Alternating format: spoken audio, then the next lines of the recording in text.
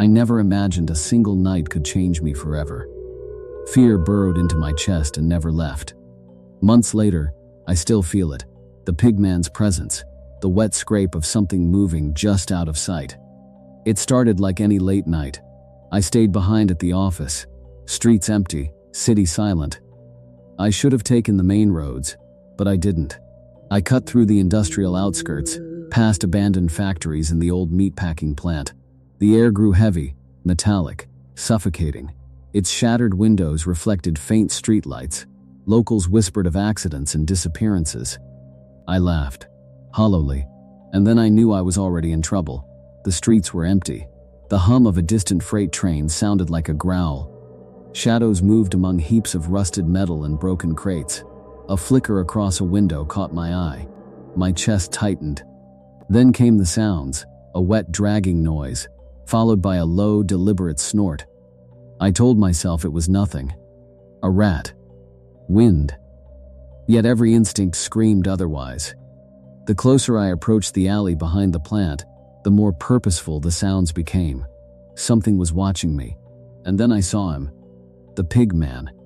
At first I couldn't process what I was seeing. A hunched figure in the shadows, moving with jerky, unnatural steps. My legs froze. I wanted to scream, but no sound escaped. Then he stepped into the faint streetlight.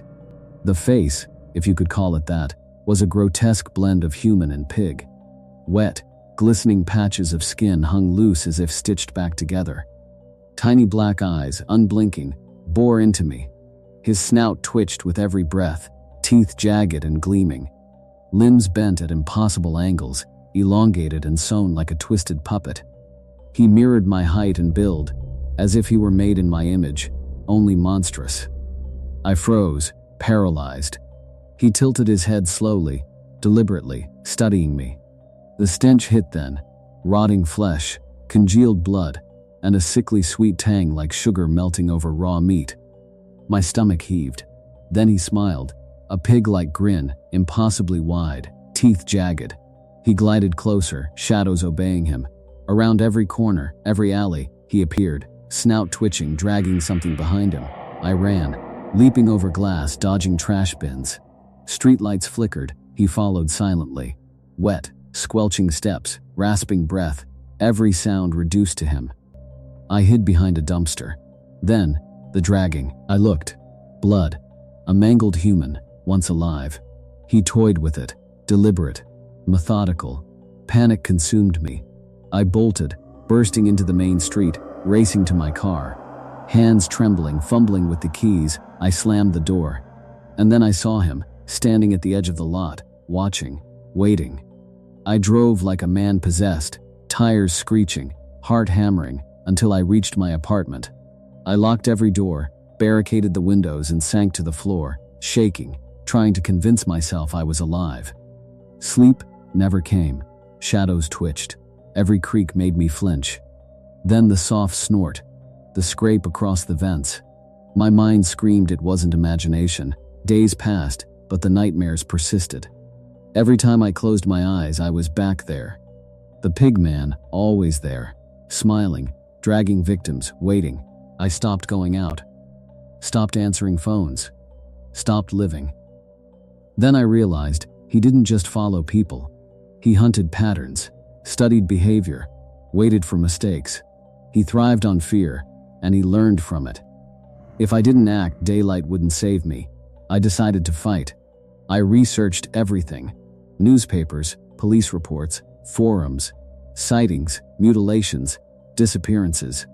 Some said a failed meatpacking experiment, others a demon. I knew one thing. He existed. I had to face him.